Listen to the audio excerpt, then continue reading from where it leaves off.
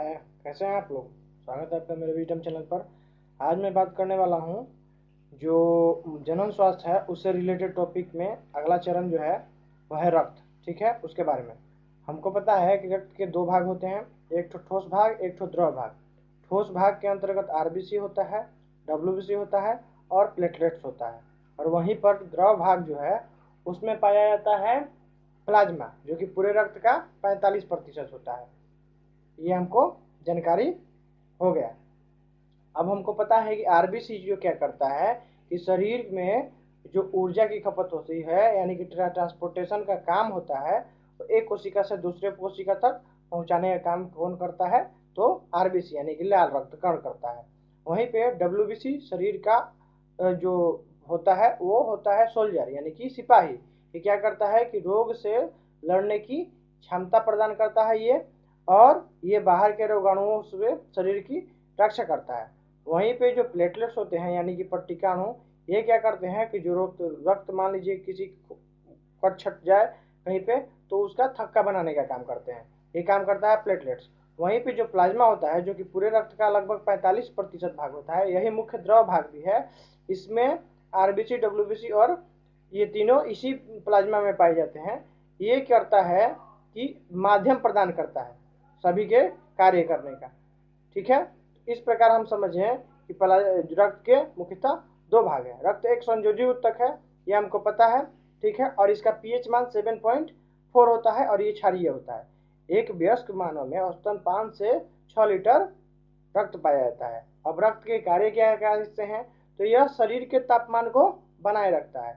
इसके बाद रक्त में फाइब्रियोनोजन फाइब्रियोनोजन पाया जाता है जो शरीर के किसी बाहरी भाग के कट जाने पर थक्का बनाने का काम करता है। ठीक है, ये प्लेटलेट्स के अंदर ही पाया जाता है, जिससे रक्त का बहना रुक जाता है और वहीं पे शरीर क्या करता है? जालियां बनाना शुरू कर देगा। ये रक्त का काम है। अब जो तीसरा इम्पोर्टेंट पॉइंट है वो ये कि रक्त में पाया जाने वाला आरबीसी जो है वो ऑक्सीजन को यानी कि O2 तथा CO2 का स्थानांतरण यानी मेन ट्रांसपोर्टेशन का काम आरबीसी करता है। ये क्लियर हो गया है। और रक्त में डब्ल्यूबीसी तो पता ही है कि रोगों से रोग प्रतिरोधक क्षमता हमें प्रदान करता है। इस प्रकार हम पूरी तरह से रक्त को समझ गए। अब आता है जो मानव जनन स्वास्थ्य में वो दूसरा होता है कि निरोध के बाद बंध्याकरण क्या होता है। ठीक है, जो इम्पोर्टेंट टॉपिक होता है कि बंध्याकरण कैसे होता है, क्या होता है। तो हमको पता है कि भारत सहित पूरी दुनिया में बहुत से दंपति बंध है यानी कि बच्चा पैदा नहीं कर सकते हैं।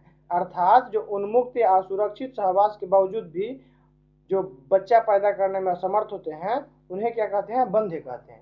इसके अनेक कारण हो सकते हैं, जो कि शारीरिक दुर्बलता से भी हो सकता है, जन्मजात भी हो सकता है, रोग जन्य समस्याएं हो सकती हैं, जिन्हें औषधिक या प्रति रक्षात्मक और यहाँ तक कि मनोवैज्ञानिक तरीके से ठीक किया जा सकता है।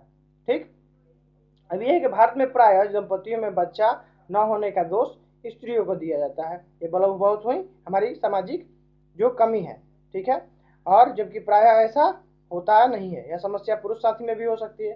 ठीक है, और जबकि विशिष्ट स्वास्थ्य सेवा इकाइयाँ जो वैज्ञानिक जांच में सहायता कर सकती हैं और इनसे कुछ विकारों और विचारों जो विकार होते हैं उनका उपचार भी हो सकता है, तो इसके बाद दंपतियों को बच्चा पैदा करने में बहुत ही मदद मिल सकती है।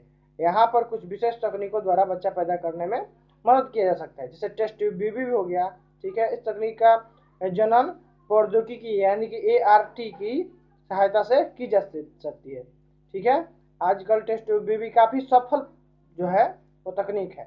इसमें अंडों का निषेचन शरीर के बाहर प्रखनली में कराया जाता है और फिर 8 से 16 कोशिका अवस्था में युग्मनज का स्थानांतरण मादा के गर्भाशय में हो जाता है। ठीक है, और जहाँ पर गर्भ में शिशु का विकास पूरी तरह से हो जाता है। इस प्रकार हम ये भी समझ गए बंध्याकरण क्या है और इसके तरीके कैसे हैं और टेस्ट ट्यूब भी कैसे काम करता है। ठीक है, अब आता है अगला पॉइंट कि जो जनन स्वास्थ्य है उसमें जीवाणु किस प्रकार के रोग उत्पन्न कर सकते हैं और उसके किन्हीं 4 प्रतियोगी कौन कौन से हैं।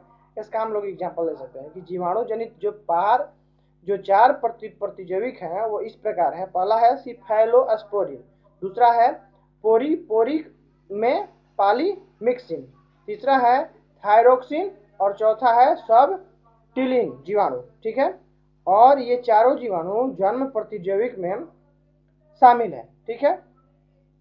अब जो स्ट्रेप्टोकाइटिन एंजाइम के उत्पादन से क्या होता है कि स्पैटोकोकस जीवाणु शामिल होता है। हमको पता है कि दही जमाने में स्टेफिलोकोकस और जीवाणु ये क्या करता है, दूध से दही जमाने में सहायता करता है। ठीक है।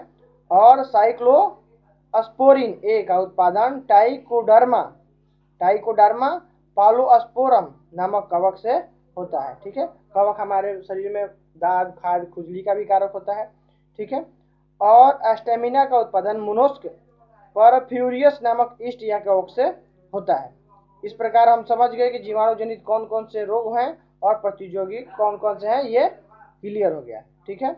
अब संतति नियंत्रण के उपाय कौन कौन से हैं, इस पे थोड़ा सा चर्चा करते हैं।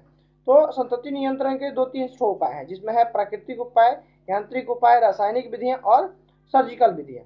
ठीक है। ये मुख्यतः 4 विधियां हैं, इसको हम जल्दी जल्दी क्लियर करते रहे। पहला है प्राकृतिक उपाय। इसके अंतर्गत मासिक संयम जो होता है उसका पालन किया जाता है और मासिक चक्र की एक निश्चित अवधि में संभव वर्जित रखा जाता है। दूसरा है कारण यांत्रिक विधि। यांत्रिक संसाधन का जो उपयोग है वह अप्रत्याशित गर्भ धारण को क्या कर सकता है, रोकता है, और इसके लिए सशक्त संसाधन उपलब्ध है।